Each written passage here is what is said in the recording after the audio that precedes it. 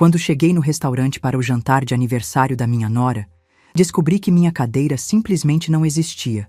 Todos riram da situação, como se fosse uma piada. Foi quando percebi que minha bondade havia se tornado minha maior fraqueza. Meu nome é Gilda, tenho 71 anos e sempre acreditei que minha bondade seria recompensada com respeito. Mas descobri da forma mais cruel que bondade excessiva pode se tornar nossa maior fraqueza. Tudo começou quando minha nora Adriana me ligou 3 semanas antes do fatídico jantar de aniversário dela. Eu estava na cozinha preparando um doce de leite caseiro quando o telefone tocou. A voz dela transbordava uma animação exagerada que imediatamente me deixou desconfiada. Ela me contou que faria 40 anos e que Carlos havia sugerido uma festa especial no Terraço Dourado, um restaurante francês caríssimo que havia aberto no centro da cidade.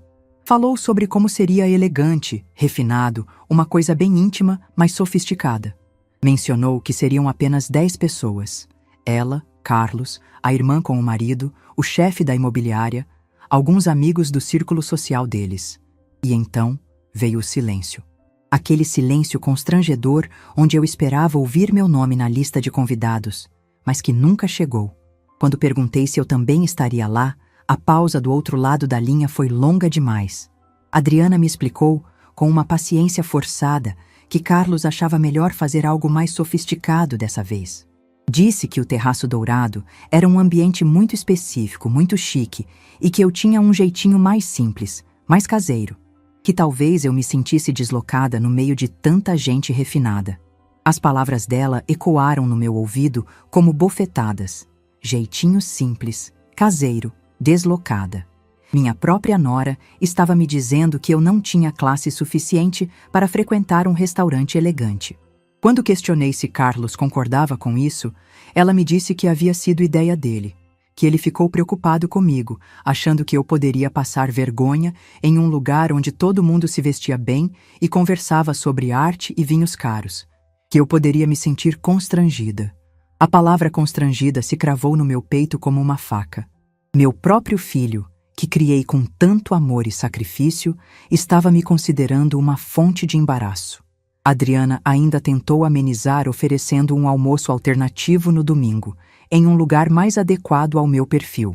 Mais simples, mais à vontade. Como se eu precisasse de um local especial para pessoas de segunda categoria. Desliguei o telefone com uma frieza que nem eu reconheci em mim mesma e fiquei ali sentada na cozinha, olhando para o doce de leite que esfriava na panela. Era a receita que Carlos mais gostava desde criança, a mesma que eu fazia sempre que ele vinha me visitar. Mas, aparentemente, saber fazer doces caseiros não era uma habilidade valorizada em restaurantes franceses. Naquela noite, não consegui dormir. Repassei cada palavra da conversa, cada tom de voz condescendente. A forma como Adriana havia falado comigo, como se estivesse explicando algo óbvio para uma criança teimosa que não conseguia entender a realidade. Nos dias seguintes, comecei a reparar em coisas que antes eu ignorava ou justificava. Como Carlos sempre mudava de assunto quando eu tentava dar opinião sobre qualquer coisa. Como Adriana sorria educadamente para minhas histórias, mas logo desviava o olhar para o celular. Como eles falavam comigo, usando aquele tom paciente que se usa com pessoas que não conseguem acompanhar conversas adultas. Lembrei de outras ocasiões recentes onde me senti deslocada. O chá de bebê da vizinha da Adriana, onde fui a única pessoa que não entendeu as referências sobre marcas importadas de roupas infantis. O aniversário de casamento de uns amigos deles, onde passei a noite inteira ouvindo conversas sobre viagens internacionais e investimentos enquanto permanecia calada, sentindo-me como uma intrusa. Era como se eu tivesse me tornado uma presença tolerada na vida do meu próprio filho. Não uma pessoa querida, respeitada ou valorizada. Apenas uma obrigação familiar que precisava ser cumprida de vez em quando, preferencialmente em ambientes onde minha simplicidade não ofuscasse o brilho social deles. A dor mais profunda era perceber que minha educação estava sendo questionada. Eu, que trabalhei durante décadas para dar o melhor para Carlos. Mas, aparentemente, ter criado um filho bem-sucedido não me dava credenciais suficientes para sentar à mesa de um restaurante elegante. Comecei a observar meu reflexo no espelho com outros olhos, tentando ver o que eles viam. Uma mulher de 71 anos, cabelos grisalhos sempre arrumados, roupas simples mas limpas. Mãos calejadas de uma vida inteira de trabalho. Seria isso que os envergonhava? Era essa a imagem que consideravam inadequada para ocasiões sofisticadas? Durante aquelas semanas de reflexão, uma raiva surda começou a crescer dentro de mim. Não era apenas sobre o jantar. Era sobre anos de pequenas humilhações que eu havia engolido em silêncio. Comentários aparentemente inocentes sobre meu jeito de falar, minha forma de me vestir, minhas preferências musicais ultrapassadas. Eu havia passado tanto tempo tentando não incomodar, não causar problemas, ser a sogra compreensiva e discreta, que me tornei invisível na vida da minha própria família. E pior, havia me tornado motivo de vergonha. A bondade que sempre considerei minha maior virtude havia se transformado na minha maior fraqueza. Eu era tão boa, tão compreensiva, tão disposta a aceitar qualquer migalha de atenção, que eles pararam de me respeitar completamente. Mas algo estava mudando dentro de mim. Uma determinação que eu não sentia há anos começava a despertar. E logo eles descobririam que subestimar uma mulher de 71 anos pode ser um erro muito caro. Na semana seguinte àquela ligação devastadora, algo dentro de mim começou a morrer. Não foi uma morte súbita, mas sim um definhar lento e doloroso, como uma flor que vai murchando pétala por pétala. Eu caminhava pela casa vazia, olhando para as fotografias espalhadas pelas estantes e sentia como se estivesse observando a vida de uma estranha. Ali estava Carlos aos 5 anos, sorrindo sem dentes da frente, segurando um bolo de aniversário que eu havia feito com as próprias mãos. Outra foto mostrava ele aos 15, abraçado comigo no dia da formatura do ensino médio, orgulhoso demais para se envergonhar da mãe costureira que trabalhara dobrado para pagar seus estudos. Quando foi que aquele menino carinhoso se transformou no homem que considerava minha presença constrangedora?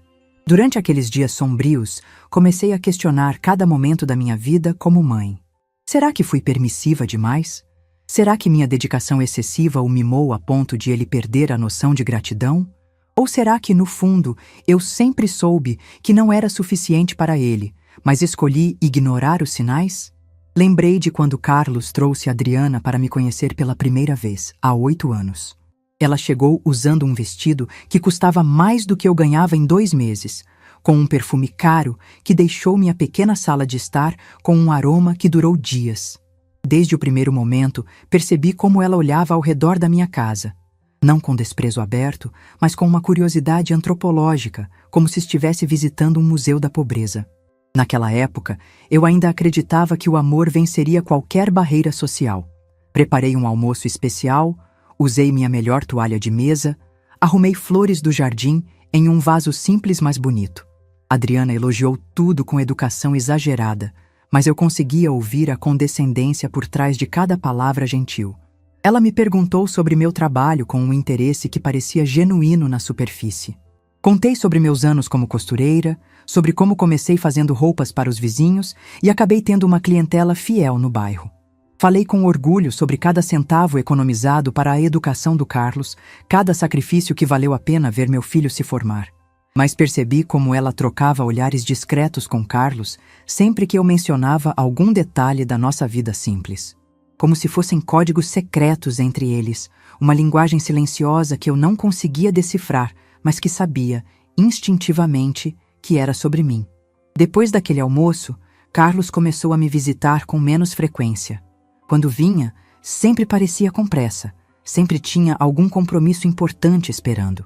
As conversas ficaram mais superficiais, mais protocolares. Ele perguntava sobre minha saúde, comentava o tempo, elogiava algum prato que eu preparava, mas nunca mais conversamos de verdade. E eu, na minha ingenuidade maternal, pensava que era apenas uma fase, que o casamento havia deixado ele ocupado demais, que logo as coisas voltariam ao normal. Nunca imaginei que meu próprio filho estava me catalogando mentalmente como um problema a ser gerenciado. O casamento deles foi o primeiro grande sinal de que eu havia perdido meu lugar na vida do Carlos. A cerimônia aconteceu num clube elegante que eu nem sabia que existia na cidade. Adriana escolheu cada detalhe com uma precisão militar. desde as flores importadas até o menu francês que custou uma fortuna. Meu vestido para a ocasião foi motivo de 3 conversas tensas. Adriana sugeriu delicadamente que eu precisava de algo mais apropriado para a ocasião. Me levou numa loja caríssima, onde uma vendedora arrogante me mediu como se eu fosse um manequim defeituoso. O vestido que escolheram custou metade da minha aposentadoria, mas eu paguei sem reclamar, pensando que era meu dever como mãe do noivo. Durante a festa, me senti como uma intrusa na celebração do meu próprio filho. Fui apresentada aos convidados como uma nota de rodapé na história dele. Os pais de Adriana eram o centro das atenções. Ele, um advogado respeitado. Ela, uma professora universitária aposentada. Tinham histórias interessantes para contar, conexões sociais impressionantes, um verniz de sofisticação que eu jamais conseguiria alcançar. Eu me sentei numa mesa lateral, sorrindo educadamente para conversas que não entendia completamente, fingindo apreciar comidas que mal conseguia pronunciar o nome. Quando alguém perguntava sobre minha profissão, eu murmurava algo sobre costura e rapidamente mudava de assunto. A lua de mel deles durou 3 semanas na Europa. Carlos me mandou cartões postais de Paris, Roma, Barcelona, lugares que eu só conhecia pela televisão. Quando voltaram, vieram me visitar com presentes caros e histórias incríveis sobre museus famosos e restaurantes estrelados. Enquanto eles falavam sobre arte renascentista e vinhos franceses, eu servia café em xícaras simples e oferecia biscoitos caseiros que de repente pareciam grosseiros demais para pessoas que haviam jantado em palácios. Era como se eles tivessem viajado para um mundo diferente e voltado falando uma língua que eu não compreendia. Os anos seguintes foram uma lenta descida ladeira abaixo. Cada visita deles era mais formal que a anterior. Cada conversa mais superficial, cada gesto de carinho mais protocolar. Eu me tornei uma obrigação em suas vidas. A sogra que precisava ser visitada de vez em quando, que merecia um telefonema no aniversário, que não podia ser completamente abandonada, mas também não podia ser verdadeiramente incluída. E durante todo esse processo de exclusão gradual, eu continuava sendo a sogra compreensiva, a mãe que não criava problemas. A mulher que aceitava qualquer migalha de atenção com gratidão exagerada. Eu havia me tornado tão pequena na vida deles que era praticamente invisível. Mas naquela semana depois da ligação sobre o jantar, algo diferente começou a ferver dentro de mim. Uma indignação que eu havia sufocado durante anos, finalmente começava a encontrar sua voz. Eu caminhava pela casa, observando cada canto que Osvaldo e eu havíamos construído com tanto amor. Cada móvel que compramos com dinheiro suado, cada detalhe que representava uma vida inteira de trabalho honesto. Esta casa simples havia criado um homem de sucesso. Estas mãos calejadas haviam bordado sonhos em cada peça de roupa costurada para pagar estudos. Este coração generoso havia se sacrificado durante décadas para dar oportunidades que eu nunca tive. E agora, tudo isso era considerado inadequado para um jantar elegante. A manhã do jantar de Adriana amanheceu cinzenta, como se o próprio céu estivesse conspirando para refletir o que se passava no meu coração. Acordei antes das 5, como sempre faço há décadas, mas desta vez não foi o hábito que me tirou da cama. Foi uma inquietação profunda que tomava conta de cada fibra do meu ser. Fiquei ali deitada por alguns minutos, olhando para o teto do quarto que dividi com Osvaldo durante 43 anos, tentando processar a decisão que havia tomado durante a madrugada. Depois de 2 semanas remoendo aquela conversa humilhante com Adriana, depois de me sentir como uma mendiga de afeto na vida do meu próprio filho, eu havia decidido que não ia mais aceitar migalhas. Se eles achavam que eu não tinha lugar à mesa do aniversário dela, então eu iria mostrar exatamente que tipo de mulher eles estavam subestimando. Levantei devagar, senti o peso dos meus 71 anos nos joelhos que estalaram no movimento e me dirigi para o guarda-roupa. Lá no fundo, protegido por um saco plástico amarelado pelo tempo, estava o vestido que havia comprado para o casamento de Carlos. Preto, elegante, com um corte que disfarçava as marcas que a idade havia deixado no meu corpo. Custou metade da minha aposentadoria na época, mas nunca mais havia tido ocasião de usá-lo. Hoje seria diferente.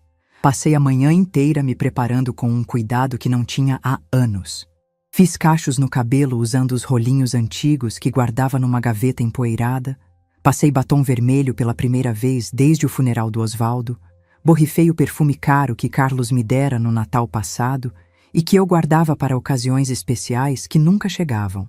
Quando me olhei no espelho da penteadeira, vi uma mulher que não reconhecia completamente.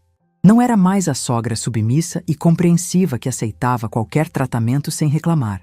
Era alguém que havia decidido lutar pela própria dignidade, mesmo que isso significasse causar o maior constrangimento da vida do meu filho.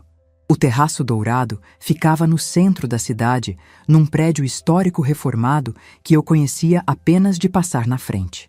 Nunca havia entrado lá, obviamente. Pessoas como eu não eram bem-vindas em estabelecimentos daquele nível. Mas naquela noite eu iria descobrir exatamente como era ser tratada como uma intrusa no próprio mundo do meu filho. Cheguei ao restaurante às 8h15 da noite, 15 minutos depois do horário marcado para o jantar deles. Não foi por acaso.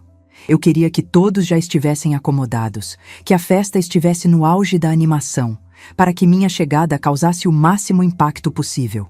O porteiro me olhou de cima a baixo com aquela expressão que pessoas elegantes usam quando precisam lidar com alguém que claramente não pertence àquele ambiente. Ele me perguntou educadamente se eu tinha reserva, se estava perdida, se precisava de alguma informação. Respondi com uma firmeza que surpreendeu até a mim mesma que estava ali para encontrar minha família, que meu filho Carlos estava jantando e que eu gostaria de cumprimentá-los rapidamente.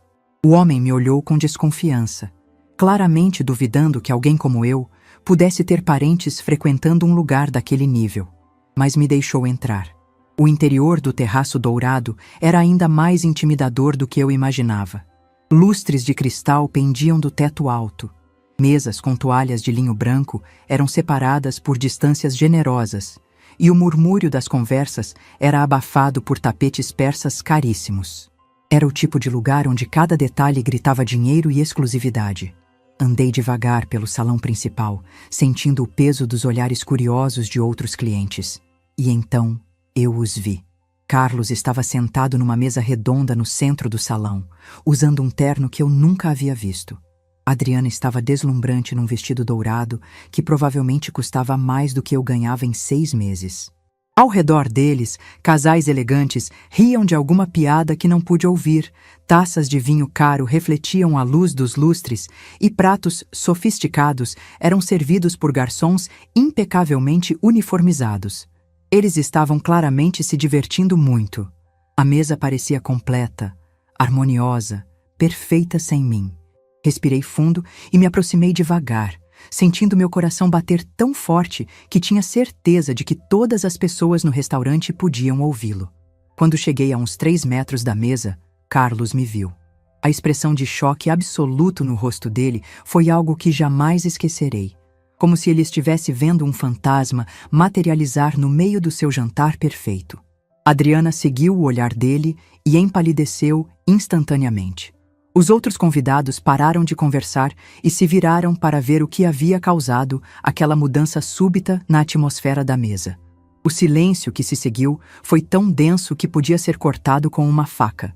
Cumprimentei todos educadamente, desejei parabéns para Adriana com a voz mais doce que consegui produzir e perguntei onde era meu lugar à mesa. A pergunta saiu com uma inocência estudada, como se eu realmente acreditasse que havia uma cadeira reservada para mim. Foi então que aconteceu o momento mais humilhante da minha vida. Carlos olhou ao redor da mesa como se estivesse procurando uma solução mágica para um problema inesperado. Adriana forçou um sorriso que não enganava ninguém e murmurou algo sobre não saber que eu viria. Os outros convidados trocaram olhares constrangidos, claramente percebendo que estavam presenciando um drama familiar em tempo real.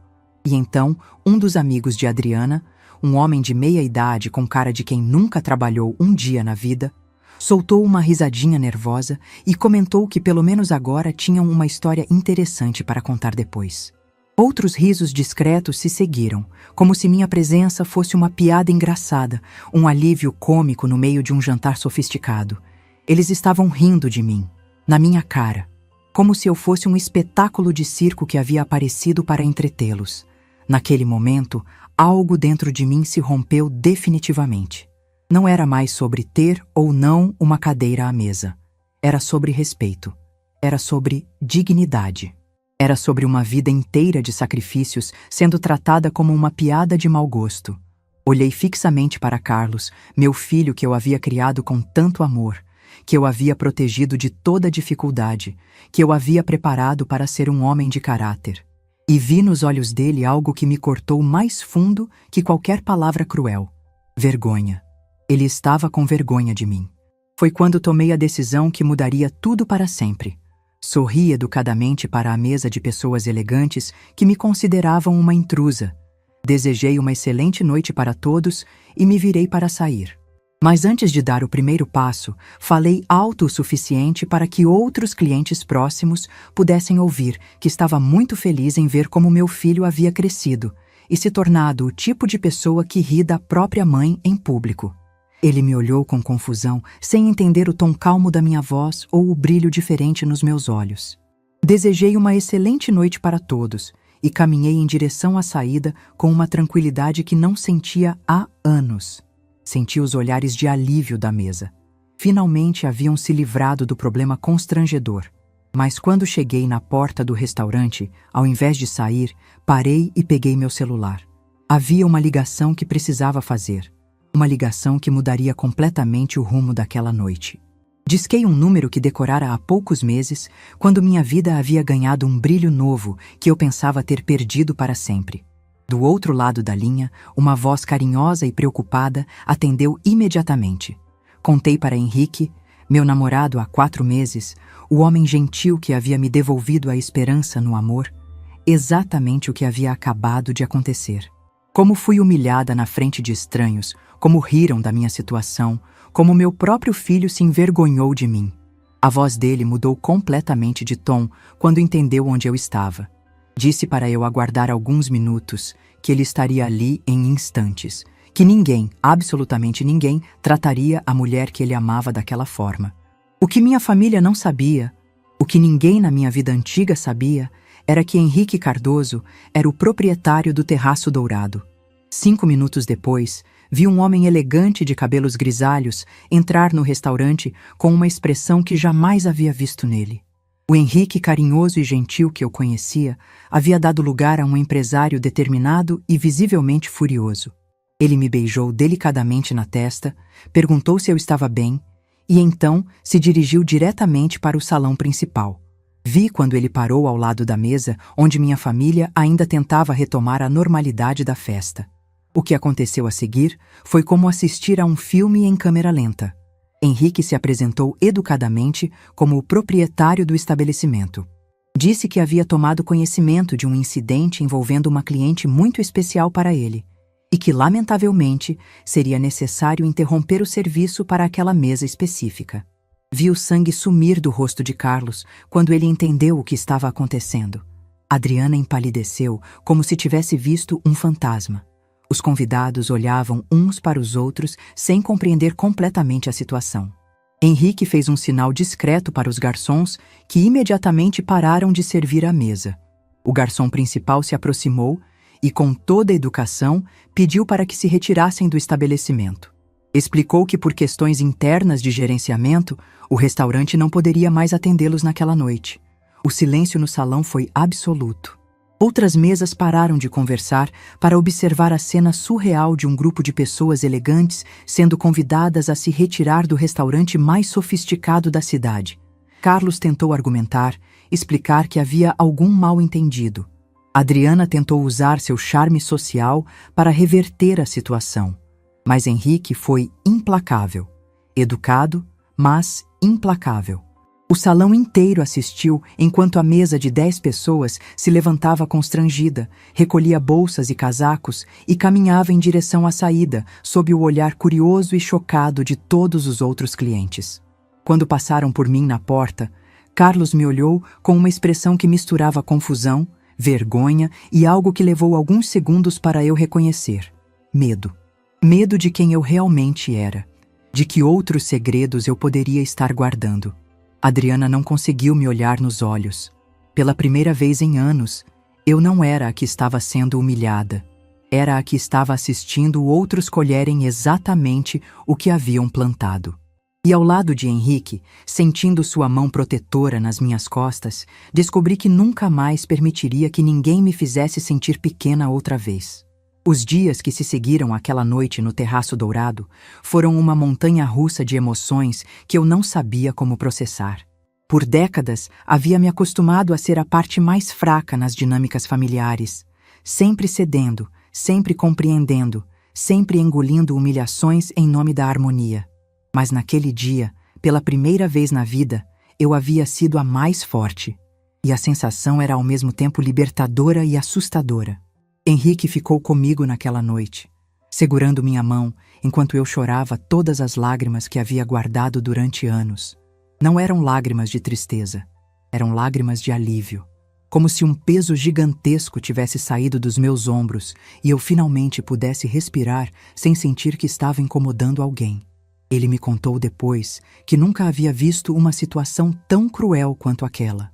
Como empresário experiente, já havia presenciado todo tipo de comportamento humano no seu restaurante, mas ver uma mãe sendo humilhada pelo próprio filho daquela forma o deixou genuinamente revoltado. Disse que não conseguiria olhar no espelho se não tivesse tomado uma atitude. Durante aqueles primeiros dias, meu telefone permaneceu em silêncio absoluto. Nem Carlos nem Adriana entraram em contato.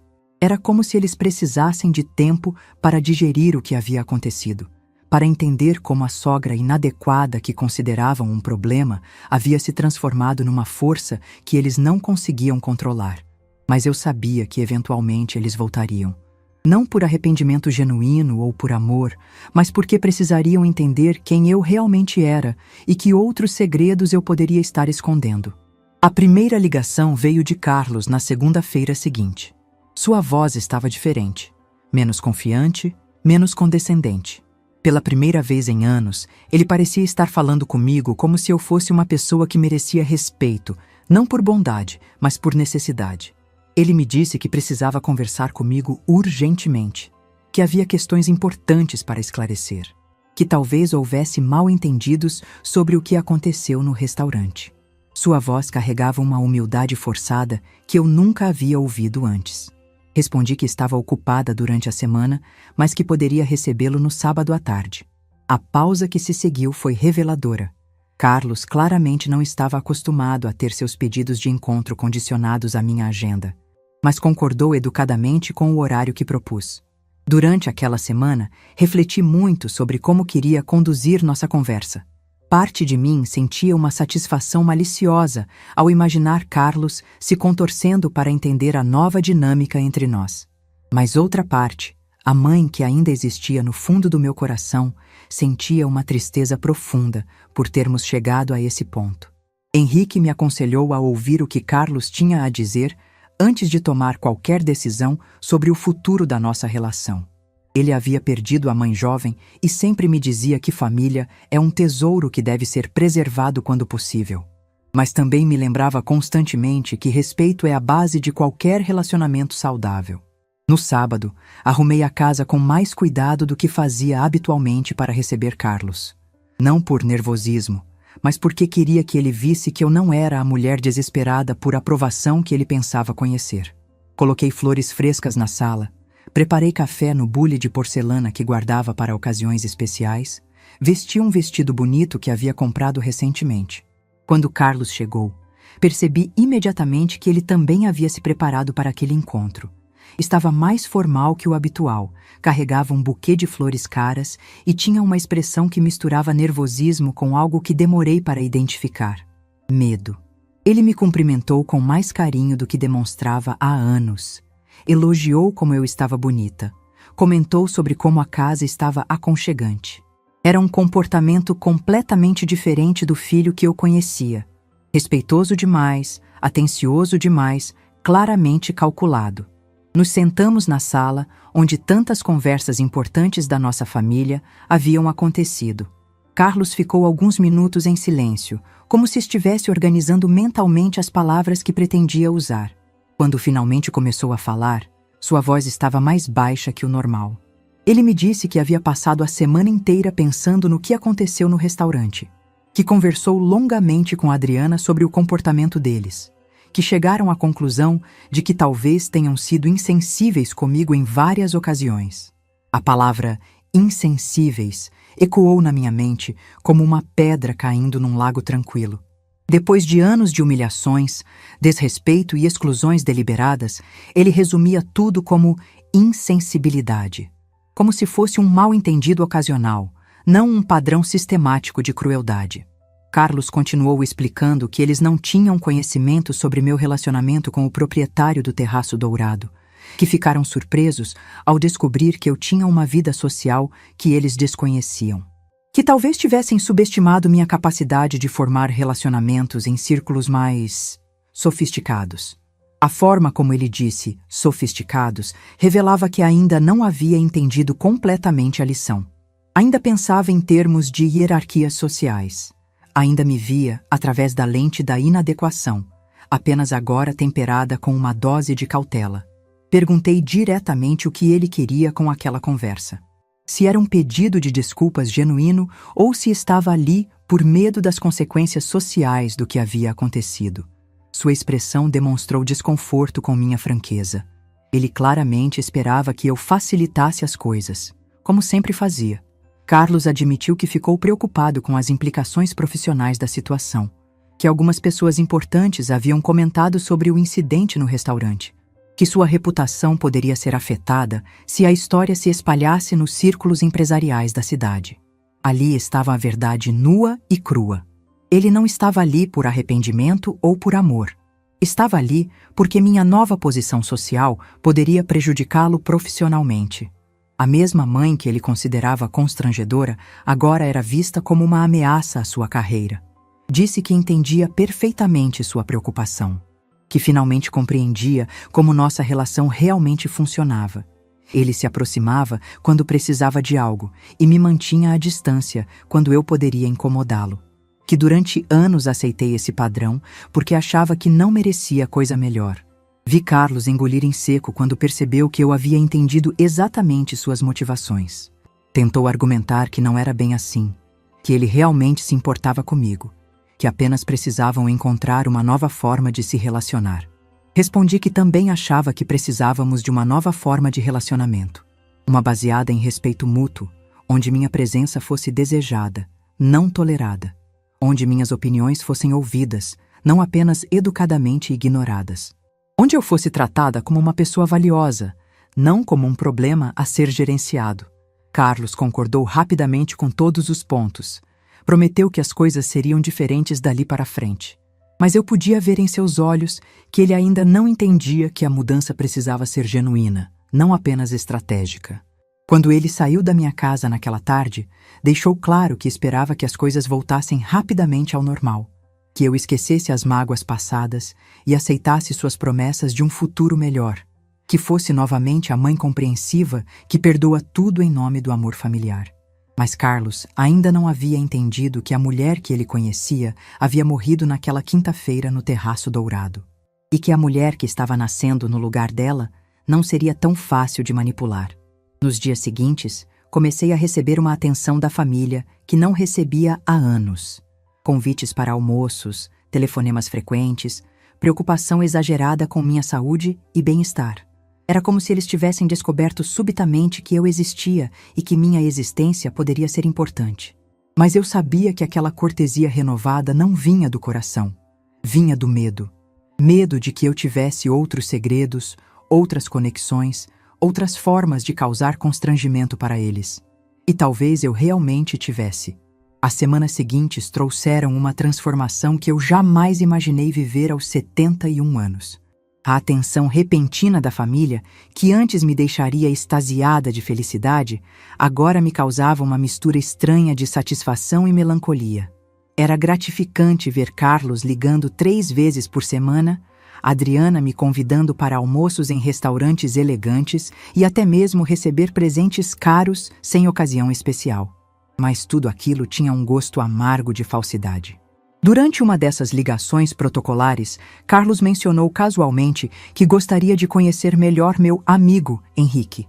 Disse que ficou impressionado com a elegância dele e que seria interessante expandir seu círculo social para incluir empresários bem-sucedidos como ele.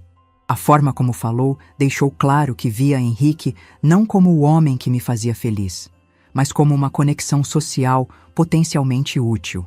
Respondi que Henrique era uma pessoa muito reservada e que preferia manter nossa vida privada separada da família. Vi pelo tom de voz de Carlos que minha resposta o frustrou. Ele claramente esperava que eu facilitasse um encontro que pudesse beneficiá-lo profissionalmente. Foi nesse momento que comecei a entender o verdadeiro poder da minha nova posição. Durante décadas, eu havia implorado por migalhas de atenção, aceitado qualquer tratamento desde que pudesse manter proximidade com meu filho. Agora, pela primeira vez, era eu quem estabelecia os limites e as condições dos nossos encontros. Henrique me observava navegar por essa nova dinâmica familiar com uma mistura de orgulho e preocupação. Ele havia perdido a mãe cedo e sempre valorizava muito as relações familiares, mas também reconhecia que o que estava acontecendo comigo não era exatamente uma reconciliação genuína. Uma tarde, enquanto tomávamos café na varanda, ele me perguntou diretamente se eu estava feliz com as mudanças na minha relação com Carlos. A pergunta me pegou desprevenida porque eu mesma não tinha certeza da resposta. Expliquei que era gratificante finalmente receber o respeito que sempre mereci, mas que havia algo profundamente triste em saber que esse respeito vinha do medo, não do amor. Que Carlos só havia mudado o comportamento depois de descobrir que eu poderia causar consequências para ele. Não porque finalmente compreendeu o quanto havia me machucado. Henrique segurou minha mão com aquela gentileza que me conquistou desde o primeiro encontro e me disse que eu merecia muito mais do que migalhas de afeto motivadas por conveniência. Que nossa idade não nos obrigava a aceitar relacionamentos ruins apenas porque eram familiares. Suas palavras me fizeram refletir sobre quantas outras áreas da minha vida eu havia aceito menos do que merecia. Por quanto tempo havia me contentado com a solidão, com a falta de companhia, com a ausência de romance, simplesmente porque achava que uma viúva de 70 anos não tinha direito a essas coisas. O relacionamento com Henrique havia me mostrado que eu ainda era uma mulher capaz de amar e ser amada. Que minha idade não me tornava invisível ou indesejável. Que eu podia ter conversas interessantes, compartilhar momentos íntimos, sonhar com o futuro. Mas também me mostrou como havia desperdiçado anos da minha vida tentando arrancar amor de pessoas que claramente não estavam dispostas a oferecê-lo. Foi durante uma dessas reflexões que recebi uma ligação inesperada de Adriana. Sua voz estava diferente, menos controlada, mais genuinamente nervosa. Ela me disse que precisava conversar comigo sobre algo importante, que havia descoberto algumas coisas que me deixariam preocupada.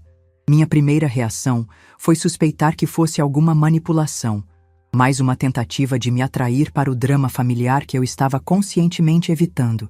Mas havia algo na voz dela que parecia realmente urgente. Marcamos um encontro para o dia seguinte num café discreto perto da minha casa. Quando cheguei, encontrei uma Adriana completamente diferente da mulher arrogante que eu conhecia. Ela estava visivelmente abalada, sem a maquiagem impecável habitual, com olheiras que revelavam noites mal dormidas.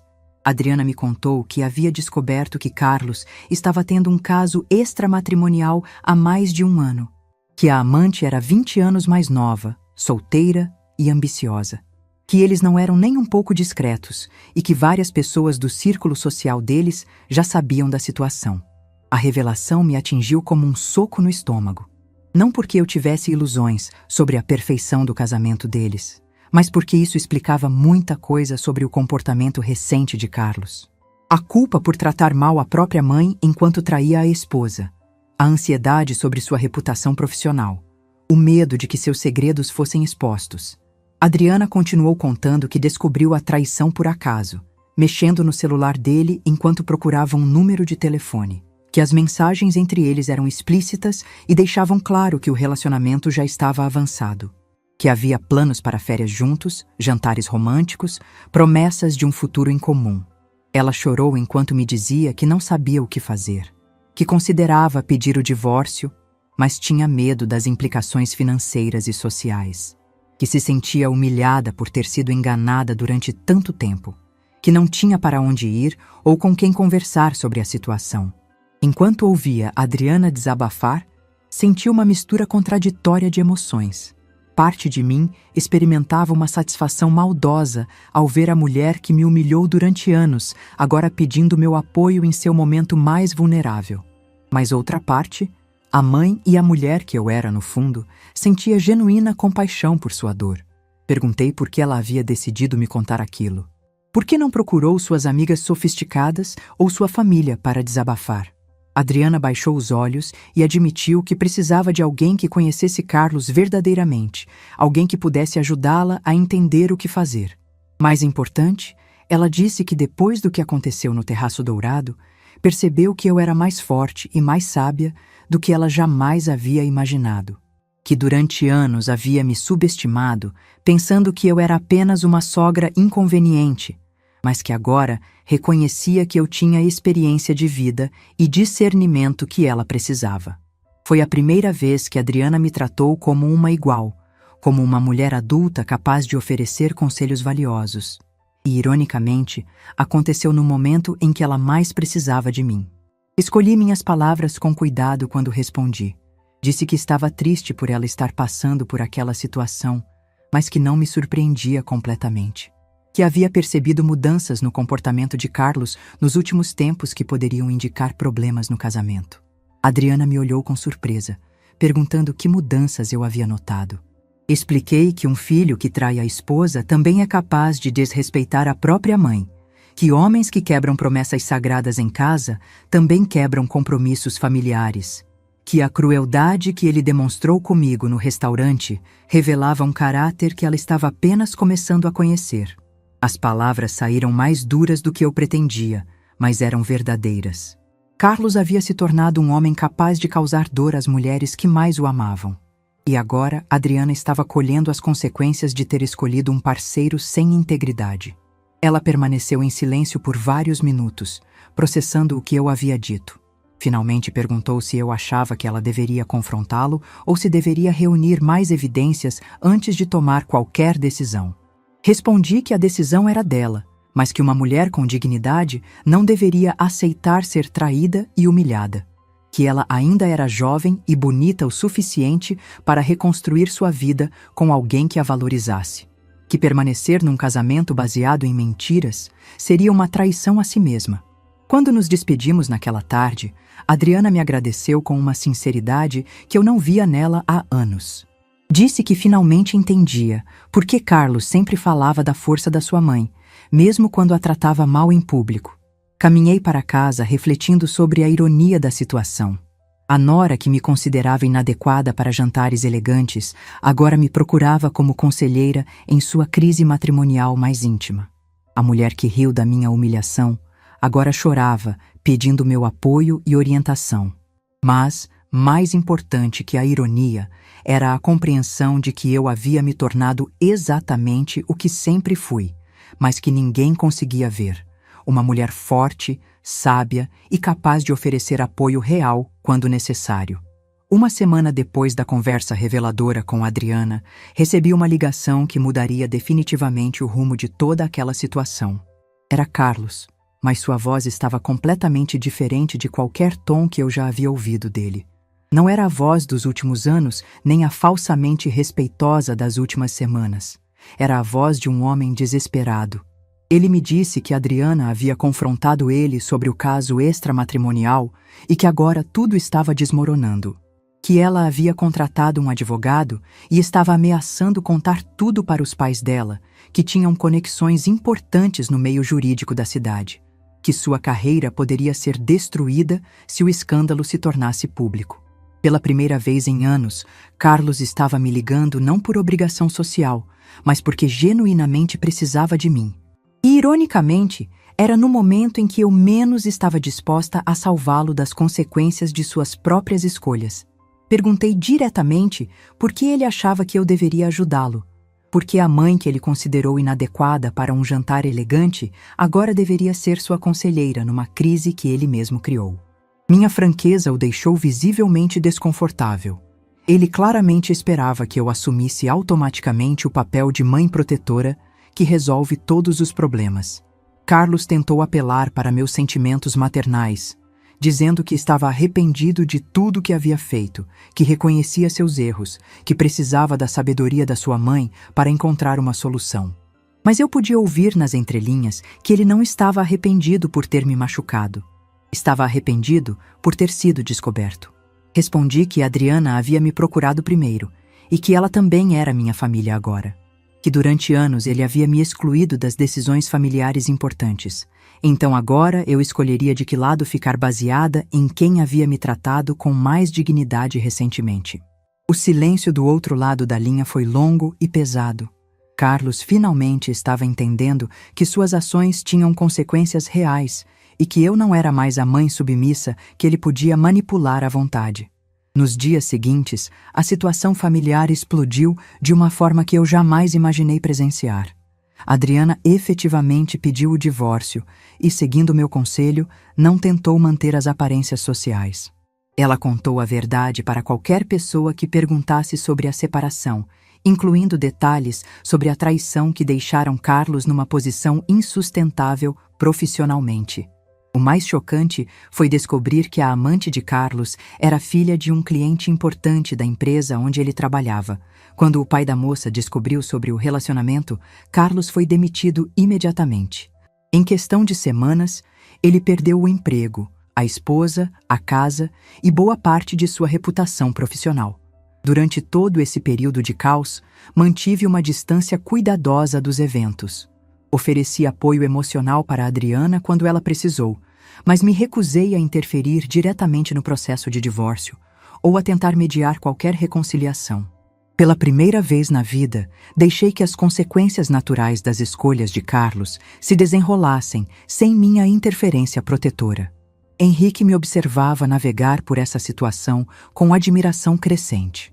Ele dizia que eu havia encontrado um equilíbrio perfeito entre compaixão e firmeza, oferecendo apoio sem me tornar uma facilitadora de comportamentos destrutivos. A transformação em Adriana foi surpreendente de acompanhar. Livre do casamento tóxico e forçada a reconstruir sua vida independentemente, ela revelou uma força de caráter que eu não sabia que existia. Conseguiu um emprego melhor na imobiliária, mudou-se para um apartamento elegante que ela mesma pagava e começou a me tratar com um respeito genuíno que crescia a cada encontro. Numa tarde de domingo, 2 meses após o início do divórcio, Adriana apareceu na minha casa com uma expressão que misturava nervosismo e determinação. Ela me disse que precisava me pedir algo, mas que entenderia perfeitamente se eu recusasse. Adriana estava organizando uma festa para ela mesma, uma celebração do seu renascimento como mulher independente, e queria que eu fosse sua convidada de honra. Disse que durante toda a crise do divórcio, eu havia sido a única pessoa que ofereceu conselhos honestos sem julgamento, que me respeitava profundamente e que gostaria de me homenagear publicamente. A ironia da situação não passou despercebida por nenhuma de nós. Alguns meses antes, eu havia sido considerada inadequada para participar do aniversário dela. Agora, ela queria que eu fosse o centro das atenções na sua festa de recomeço. Aceitei o convite, mas com a condição de que pudesse levar Henrique como meu acompanhante. Adriana ficou genuinamente animada com a possibilidade de conhecê-lo melhor e disse que havia reservado uma mesa especial para nós no mesmo terraço dourado, onde tudo havia começado. A festa aconteceu numa quinta-feira à noite. Quando cheguei ao restaurante de braços dados com Henrique, me senti como uma mulher completamente diferente da que havia sido expulsa dali meses antes. O salão estava decorado com flores elegantes e velas perfumadas. Adriana havia convidado cerca de 20 pessoas, colegas de trabalho, amigas verdadeiras que descobriu durante a separação e alguns familiares que a apoiaram durante a crise. Era um grupo menor, mas infinitamente mais autêntico que as reuniões superficiais que ela costumava organizar. Durante o jantar, Adriana fez um discurso emocionado, onde falou sobre recomeços, sobre descobrir quem são nossos verdadeiros amigos nos momentos difíceis e sobre a importância de mulheres apoiarem umas às outras. Quando mencionou meu nome como exemplo de força e sabedoria, Toda a mesa aplaudiu calorosamente. Foi nesse momento que Carlos apareceu. Ele entrou no restaurante sozinho, claramente não convidado, com uma expressão que misturava desespero e raiva. Seu terno estava amarfanhado, ele havia perdido peso e tinha uma aparência geral de homem derrotado pela vida. Carlos se aproximou da nossa mesa e pediu para falar comigo privadamente. Disse que precisava do meu perdão, que reconhecia todos os seus erros, que queria reconstruir nossa relação. Mas quando olhei em seus olhos, vi que ainda não havia humildade genuína, apenas medo das consequências de ficar completamente sozinho. Respondi calmamente que ele sempre seria meu filho e que eu sempre o amaria, mas que perdão não significava esquecer, que ele precisava aprender a viver com as consequências de suas escolhas antes que pudéssemos ter uma relação saudável novamente. Carlos tentou argumentar, dizer que eu estava sendo cruel, que uma mãe deveria apoiar o filho incondicionalmente. Foi quando Henrique se levantou educadamente e sugeriu que talvez fosse melhor Carlos sair voluntariamente antes que a segurança precisasse ser chamada. Vendo que não conseguiria manipular a situação, Carlos saiu do restaurante, mas não antes de lançar um olhar de desprezo que revelava que ainda não havia aprendido nada sobre respeito ou responsabilidade. Quando a festa terminou, Adriana me agradeceu emocionada por ter comparecido e por ter sido um exemplo de dignidade durante toda aquela situação. Disse que finalmente entendia o que significava ser uma mulher forte e que esperava um dia ter metade da minha sabedoria. No caminho para casa, Henrique segurou minha mão e disse que estava orgulhoso de ver como eu havia me transformado ao longo daquele ano. Que a mulher insegura que ele conheceu havia se tornado uma fonte de força não apenas para si mesma, mas para outras mulheres também. Hoje, finalmente entendi que respeito não é algo que se mendiga. É algo que se conquista, estabelecendo limites claros sobre como queremos ser tratados. Que bondade sem dignidade é fraqueza, mas bondade com limites firmes é força verdadeira. Carlos ainda tenta ocasionalmente restabelecer contato, mas sempre nos seus termos, sempre quando precisa de algo. E sempre recebe a mesma resposta, que nossa relação só poderá ser reconstruída quando ele demonstrar mudança genuína, não apenas palavras convenientes. Meu nome é Gilda, e finalmente aprendi que nunca é tarde demais para deixar de aceitar migalhas de afeto. Que família verdadeira é baseada em respeito mútuo, não em obrigação ou chantagem emocional. E que, às vezes, para ensinar as pessoas a nos valorizarem, precisamos estar dispostos a viver sem elas. Se essa história tocou seu coração, deixe seu like, se inscreva no canal e comente aqui embaixo. No meu lugar, o que você faria? Sua mensagem pode iluminar o dia de alguém.